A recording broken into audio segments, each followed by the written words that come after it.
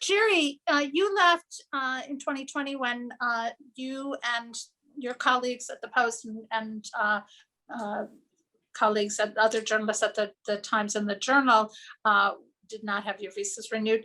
Can you tell us what that was like, sort of this happening, and it became obviously a big press freedom story worldwide, and whether you saw this coming? Yeah, I probably had the most representative story since I was a part of that wave.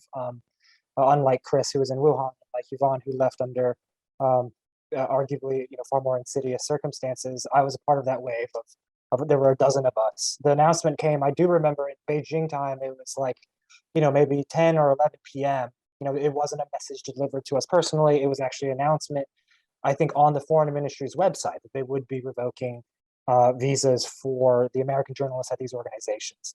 It really sort of, in some ways, came as a complete shock because you sort of work under pressure in China for so many years. You're sort of used to sort of the surveillance and the harassment at low levels, and that in some cases a bit more severe, but it still sort of comes as a surprise, right, when it sort of this really happens. But in other ways, we had seen just a couple of weeks earlier, if you recall, there were the three Wall Street Journal reporters who were kicked out, right? So, and then of course there was the sort of tit for tat cycle between the U.S., the Trump administration, and China that had been sort of slowly unfolding in the early months of the latter months of 2019, early months of 2020.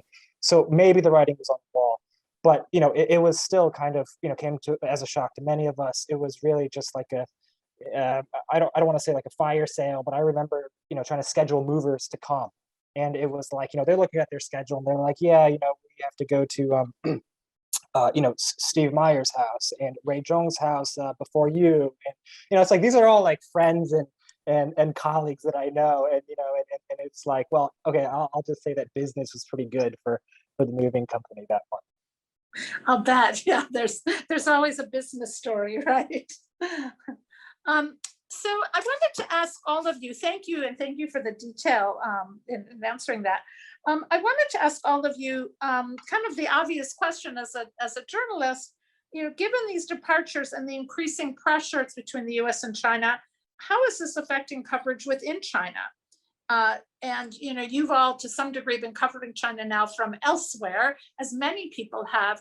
Can you effectively do that? What has been lost in coverage of many decades of experience, all these people leaving China in the last few years?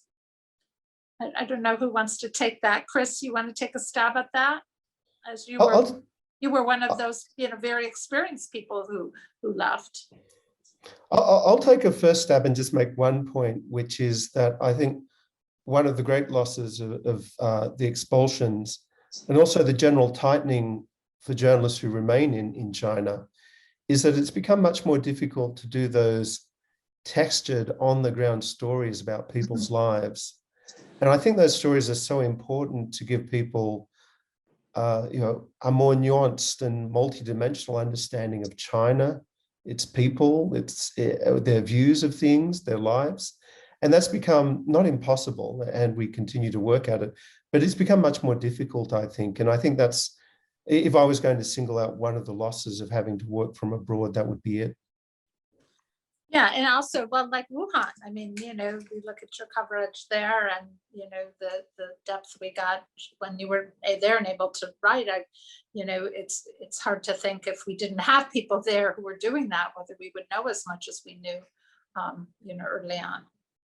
Yes, I just add on that point. I think not having reporters on the ground, it actually makes it more difficult in some ways to sort of address rumors or conspiracy theories or simply misleading cliches about China when you're not on the ground and you can't point to something and say, no, this is the reality.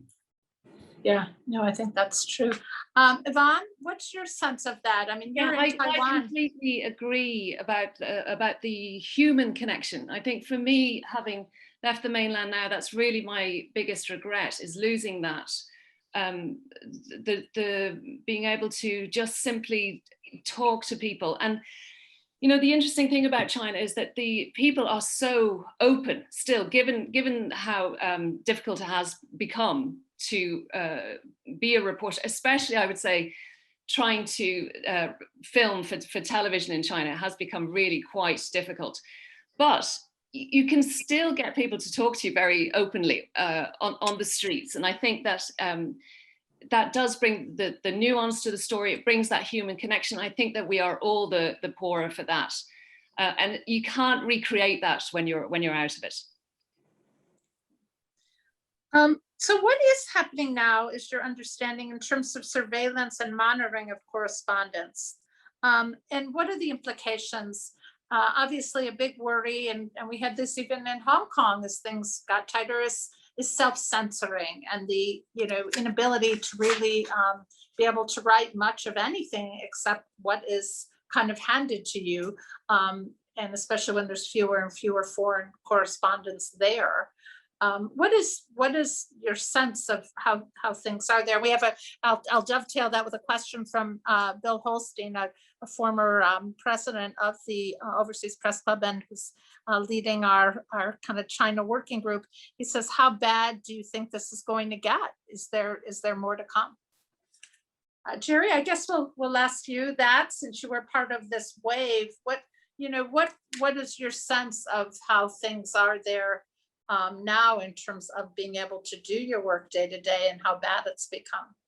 Yeah, well, reporting in China has always been very tricky, given that people,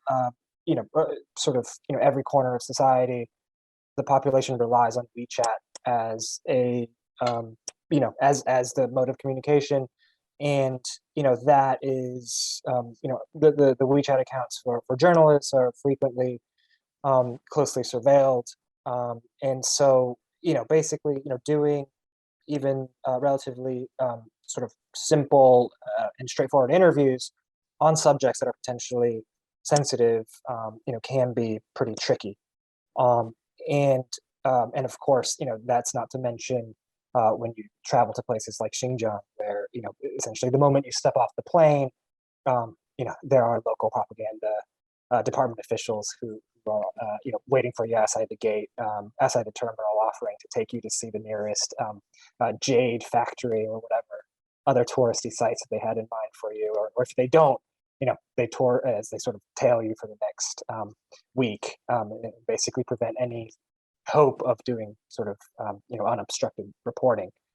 But back to this point of if we were already working in this environment that was so closely surveilled technologically, that was already so difficult to kind of do reporting, it makes it even harder when we are outside of the country, because before, just purely speaking, in the sort of the circles of kind of policy reporting or government related or political reporting, despite the extreme sensitivity and kind of a reluctance to chat over social media, there were still plenty of sort of think tankers or government advisors or professors who were happy to talk to you if it was within the closed confines of their office. That's one of the great things about China is you call up some of these experts and they say, oh, hey, come over to my office in Tsinghua in 2 hours. They're remarkably open in that way. You can't have those conversations because you can't show up at Tsinghua University in 2 hours from Taiwan, and so it diminishes our ability to understand sort of the logic of some of these Chinese policies, get a better, fuller picture, a more nuanced picture of the thinking that goes behind the scenes inside China, and we're all diminished for it.